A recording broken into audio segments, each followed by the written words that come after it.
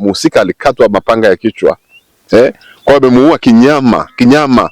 Shangaa tangu juma ngapi gari haiondoki, ndio ikabidi sasa watafute mawasiliano wananchi wanayepita maeneo haya mazingira haya, wakabidi wampigie mwenyekiti. Watu wanapofanya kikatili namna hii kumtupia mtu mtoni, kweli sio nzuri.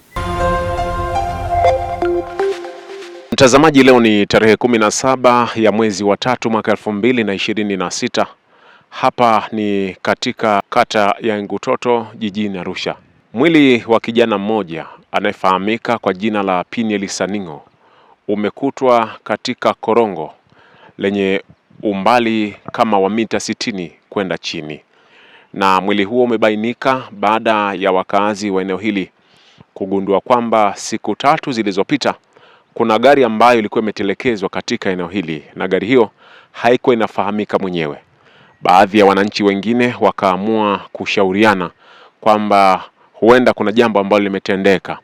Wakaanza kuingia katika korongo hili na kuanza kufuata eneo ambalo wanahisi kuna tukio limejitokeza. Baada ya hapo, chini kabisa huko korongoni wakaukuta mwili wa Piniel akiwa amefariki, huku akiwa na jeraha katika eneo la paji la uso. Lakini tumezungumza na diwani wa kata ya Baraa. Yeye anasema kwamba mwananchi huyu ni mwananchi wake, hivyo ametoka Baraa kaja hapa, na inavyoonekana ni kwamba bwana Piniel alikuwa na watu wengine ambao walikuwa nao, huenda ndio wametekeleza unyama huo.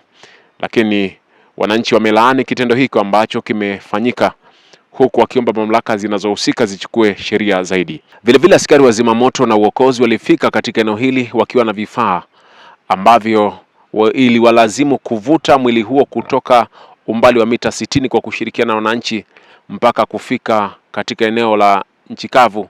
Ndipo polisi wakachukua mwili huo na kwenda kuhifadhi katika chumba cha kuhifadhia maiti. Jina la marehemu lilibainika kwa sababu katika gari ambalo lilitelekezwa katika eneo hili walifungua ndani wakakuta kuna kitambulisho ambacho kinaonyesha Piniel. Na taarifa zaidi tutaendelea kukuletea kupitia Kusaga TV. Anaitwa Rema Jumanne, ni balozi wa Block J. Wananchi walikuwa wakipita maeneo haya wanalikuta gari tangu majuzi. Kwa hiyo walivyokuwa wanaona gari, lakini ilikuwa ni changamoto kwa sababu maeneo haya ni hatarishi sana, lakini watu wanakuja kula starehe mazingira haya. Kwa hiyo wananchi wakitika mtaa huu hawakusanuka kwa sababu huwa magari yanapaki, watu wanakula raha, wanafanya nini, unakuta watu wako na watu wao wametoka mjini. Kwa hiyo watu wakajua tu ni mtu yuko kwenye raha zake. Hasa walivyoshangaa tangu juma ngapi gari haiondoki, ndio ikabidi sasa watafute mawasiliano wananchi wanayepita maeneo haya mazingira haya, wakabidi wampigie mwenyekiti. Walivyompigia mwenyekiti na mheshimiwa diwani, ndio wakaja kufuatilia ile gari na kufukuzia kuja kuiangalia gari. Ndio baada ya kuiona ile gari wakabidi sasa waipige picha, wapige simu polisi. Maaskari walipofika ndio kuanza kupekua gari, wakakuta vitambulisho vya wale jamaa na nini, ndio kuanza sasa kufuatilia. Simu zikaanza kupigwa kujulikana mwenyekiti mahali alipotokea, mwenyekiti wa hicho kitongoji akatafuta.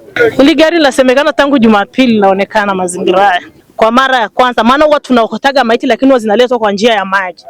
Lakini kwa tukio hili lililotokea leo, kama jamii tunatakiwa tuelimishe na serikali ya mtaa tusimame na maaskari watusaidie, ili wao wanazunguka huku chini kuja kufuatilia magari yanayopaki mazingira haya.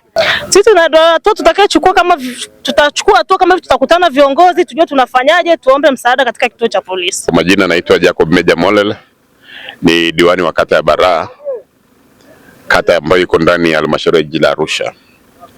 Leo hii majira ya saa 4 kasoro asubuhi nilipata simu kutoka kwa mheshimiwa diwani wa kata ya Engutoto, Mheshimiwa Hamza Njiku, akinieleza kwamba kuna gari imepaki kwenye kata yake pembeni ya korongo kwa zaidi ya siku 3 sasa, na baada ya kuitilia shaka ikibidi waende wasogelee eneo la gari pamoja na maafisa wa polisi wa kituo cha Engutoto. Na walivyofika pale hawajamkuta mtu, lakini walijaribu kuangalia makaratasi yaliyokuwepo kwenye gari lile, wakakuta kuna vitambulisho, na kuna vitambulisho kwa jumla, kuna documents za mhusika. Sasa miongoni mwa vitambulisho vile wakakuta kitambulisho kimoja cha kadi ya Chama cha Mapinduzi ya kielektroniki. Wakaona kwamba hiyo kadi inasoma kata ya Baraa Kusini, tawi la Baraa Kusini. hiyo kwa vile mimi ni diwani wa kata ya Baraa na ni diwani mwenzangu, ikabidi anipigie simu, na baada ya kunipigia simu akanieleza kwamba kuna jambo hilo na akaniomba anitumie zile document kwenye WhatsApp. Saa 4:10 hivi akawa tayari ameshanitumia hizo document na nikaziangalia zile document. Kweli nikabaini kwamba ni kijana anaitwa Saningo Piniel Kivuyo ambaye anaishi ndani ya kata Baraa, tawi la Baraa Kusini. Sijaweza kufahamu ya majina kwa haraka, kwa nini nilichofanya ni kuforward zile documents na namba ya gari kwenye group la CCM kata ya Baraa, kama watapatikana watu ambao wanaweza wakamuelewa.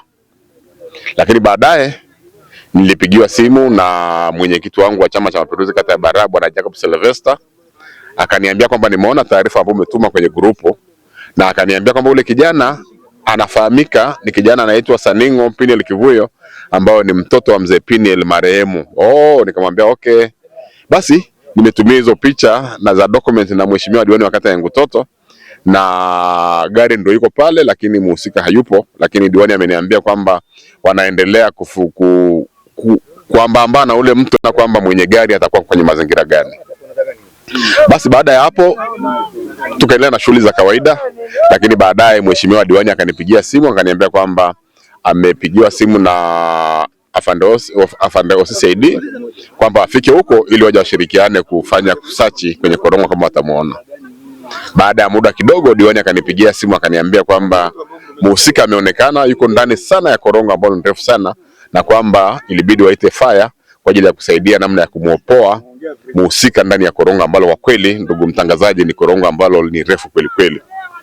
Basi baada ya kuniambia imepatikana, na mimi kama kiongozi pia kwa vile yule bwana ni mkazi wa kata yangu ya Baraa, kwa kweli ilibidi nichukue toyo na kukimbia paka kwenye eneo la tukio, na nilipofika alikuwa bado hajatolewa.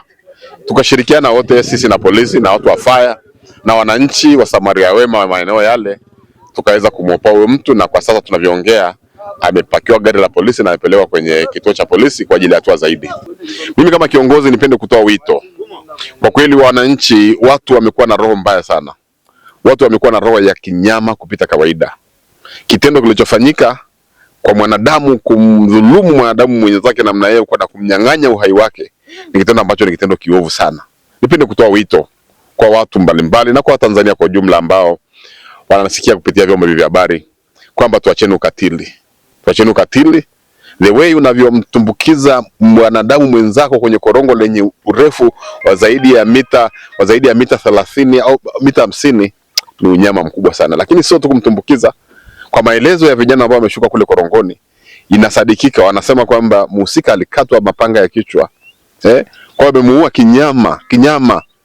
Na nipende tu kusema kwamba waliofanya hivyo watu wafahamu, lakini Mungu anawafahamu, na tutajitahidi kumuomba Mwenyezi Mungu ili wale watu wawe ubayana, waonekane, ili hatua stahiki ziweze kuchukuliwa dhidi yao, maana ni ukatili mbaya sana.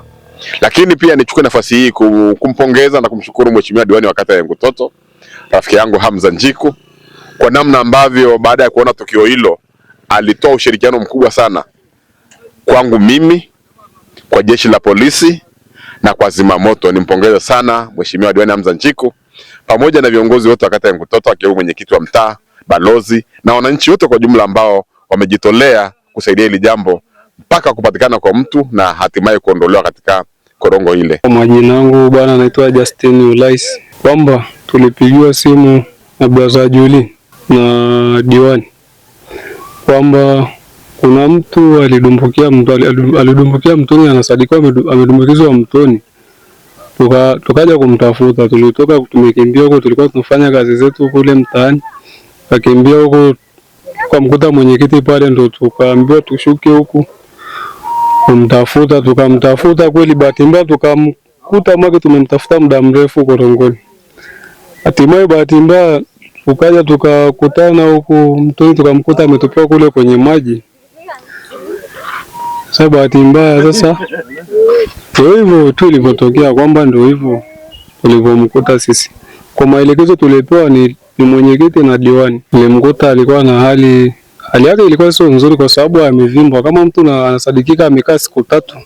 Maana sisi tulivyomkuta hatukufanikiwa kumkaribia. Kwa maelezo tulipewa tukimwona ule pale tukapata ushahidi kwamba mtu yuko pale, tupige simu pale kwamba amepatikana, na tulivyomwona vile vile ndio tukapiga simu tukapiga kelele huko mtoni, ndio watu walioko juu huko wakasogea hapo, na sisi ndio tukapanda hapo kusimama hapo kusubiria jeshi la zimamoto, kwa sababu tuliambiwa ndio wanakuja wako njiani. Tukaja hapo tukakaa, bahati mbaya tukamkuta mwenyekiti yuko hapa na diwani. Ndio hivyo, bahati mbaya jeshi la zimamoto akaja, ndio hivyo ukaona tulivyokuwa tumemchukua huko mtoni tukampandisha juu. Jamii washauri kwamba waache roho ya unyama, kwa sababu huu ni ukatili, kwa maana hauwezi kumfanyia binadamu kitu kama hicho, kwa sababu hicho ni kitu kibaya. Mwenyewe ungefika pale, yani mwili unasisimka, yani unaweza ukashindwa kutembea, kwa sababu zamani tulipanda kwenye ngema tunatetemeka.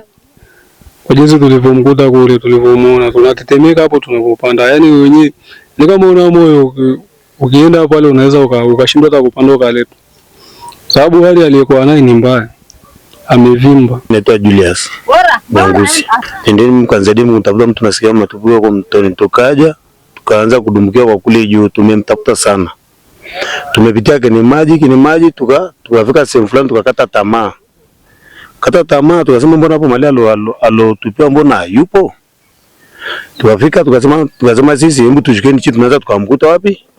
Kule chini. Tukashika paka upande wa chini sehemu ambayo nilipokuja tukamwona yuko pale ametupia mtoni. Tumemwona ana sweta na koti nyeusi na t-shirt nyeupe. Nikampigia diwani hapo nikamwambia huyu hapa tumemwona. Lakini watu wanapofanya kitakatili ya namna hii kumtupia mtu mtoni, kweli sio nzuri. Mimi nilikuwa nasema hivi, serikali watusaidie kwamba watu wanakuja kupaki magari huko wadhibitiwe wasije tena kupaki magari huko, kwa maana tutakuwa sasa ni ukatili. Kwa kweli mimi nilipomuona nikamuita diwani, nikapanda juu nikamuonesha diwani ule pale. Basi nakapigia maskari wakaja, tukashikia mtoni na diwani, tukaenda kusaidiana kufanyaje kumpandisha. Maskari walipoenda kwenda kumgeuza wakamkuta na alama ya panga usoni, tukaangalia kumpandisha pale, tukafanikiwa kumpandisha juu. Kwamba anasema serikali tusaidie, kwa maana sasa kama ni hivi, maana sisi ndio majirani wa huko, itakuwa tunaogopa hata na watu wanakuja kupaki magari huko, tunaogopa sana. Kwa hiyo nilikuwa nasema hivi, maskari wa serikali watusaidie, magari yanashuka huko wadhibitiwe wasije tena kupaki huko, wadhibitiwe kabisa. Na sisi hivi tukiona gari zinakuja kupaki huko tunapiga simu polisi wakamatwe kabisa.